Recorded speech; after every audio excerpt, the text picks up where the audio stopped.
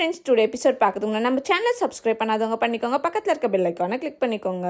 பொன்னி வந்து சக்தி கிட்ட சொல்றாங்க, உஷானிக்காக நாட்டு மருத்துவம் செஞ்சேன், பட் அவங்க தான் அதை அக்செப்ட் பண்ணிக்கல. சண்முகம் அண்ணா கிட்ட பவுடர் மாரி கொடுத்துருக்கேன், பாலில் மிக்ஸ் பண்ணி கொடுக்க சொல்லி அப்படின்னு சொல்லிட்டு சொல்றாங்க. சக்தி வந்து பொன்னியை வந்து பாராட்டுறாங்க. பொன்னியை நினைச்சு சந்தோஷப்படுறாரு. பொன்னியை தெரியும் அந்த பஜனை குழு தலைவி வந்திருப்பாங்க. இந்த மாதிரி நாளைக்கு நாங்கள் ஒரு கோயிலில் வந்து பாட போறோம், பொன்னியை வந்து அனுப்புங்க அப்படின்னு சொல்லிட்டு சொல்றாங்க. எல்லாருமே பொன்னியை வந்து என்கரேஜ் பண்றாங்க. ஜெயா வந்து எனக்கு அவன் மேல அக்கறைலாம் கிடையாது, அவ என்னமோ பண்ணிட்டு போட்டோம், ஆனா இந்த குடும்பத்தோட மானத்தை மட்டும் வாங்காம இருந்தா சரிதான் அப்படின்னு சொல்லிட்டு அங்கிருந்து போயிடுறாங்க.